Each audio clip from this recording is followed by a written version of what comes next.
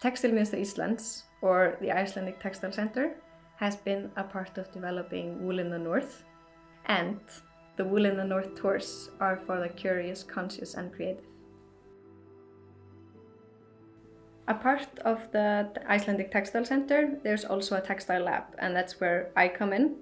And at the textile lab, we have just this space, innovative space, where we have these digital equipment, not all digital, but it's kind of where we're trying to like bridge this knowledge from the handcraft into the computer digital knowledge.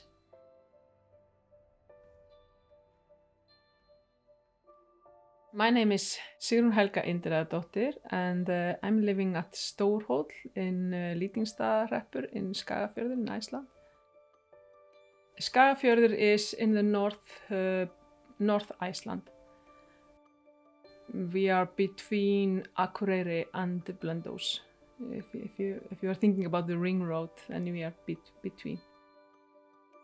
I'm really a small farmer and I have been doing handcraft for many years.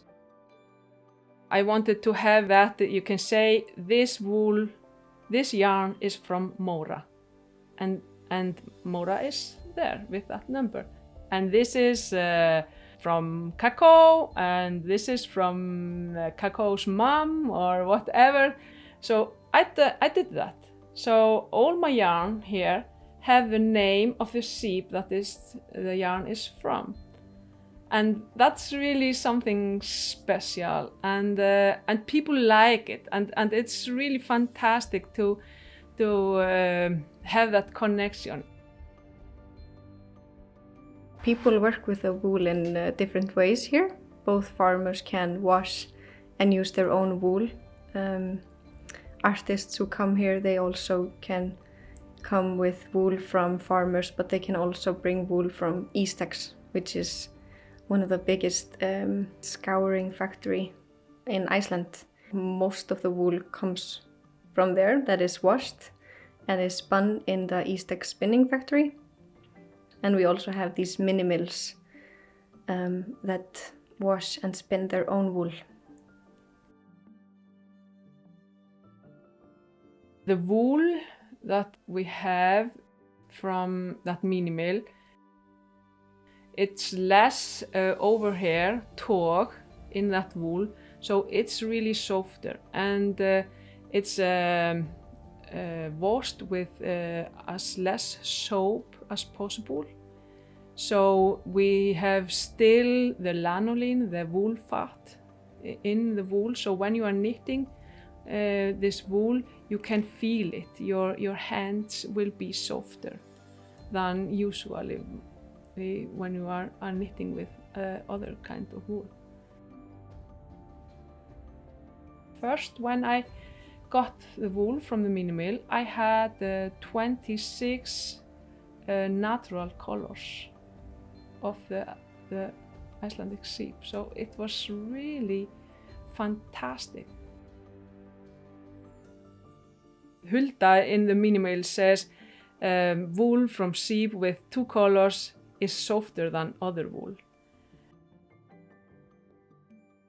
If you are using that wool, you are just having more. You are making more value of the things, because that's really great material that have not been used. So you are making more out of things that you don't get paid for. If you mix, you will get, if it's brown or white, you can get more brown colors and light colors that are really, you don't see that colors on the sheep, light brown. If you take a wool from sheep that are brown and white, you will get some new special color.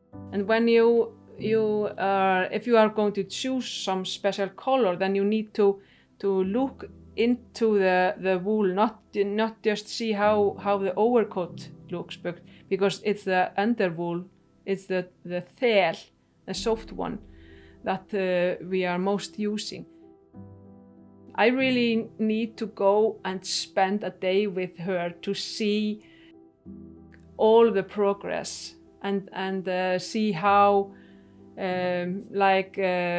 what kind of wool is the best, because sometimes you see sheep and say, oh, this sheep is so beautiful, and then that sheep usually have a long overhair, and that's really fluffy and beautiful sheep, but that's maybe not the best wool to spin.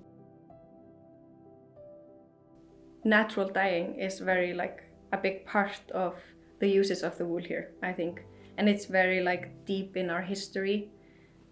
But through the years, we've also started experimenting with bacteria, and we have gotten a bacteria that it leaves this very beautiful violet color. And so this is something that is happening at the Textile Lab, that we are experimenting dyeing the wool with this bacteria. I try to use most of the white color to dye the yarn. And but I have tried to dye other colors, and it's really fantastic. You can dye dark brown or dark gray, and you can get some other colors. Of course, the color will be dark, but yes, it can be some other colors on it. In the future, I want to dye with herbs, because that's really awesome. That's like Christmas, when you are getting these colors and you never know exactly how it will be, and they are all so beautiful and they fit so perfect together. It's amazing how natural colors, they are all somehow related. At the Textile Lab, all of the equipment are thought around the usage of local material, so especially the wool. And we have both felting loom, which is a dry felt needles, and it can felt all the way up to 1 centimeter of wool. I call it the queen of the lab because it's the most popular machine, and this is what has brought both just designers and innovators from around the Iceland to come and use this machine, because it's like bringing, I think, felt again into something that is nice and people actually appreciate again. You can laser cut it as well, and this is what we have been experimenting a lot with, making anything you actually want. And when people see this, they think, oh, there's something new happening here. This is something that I want to start working with.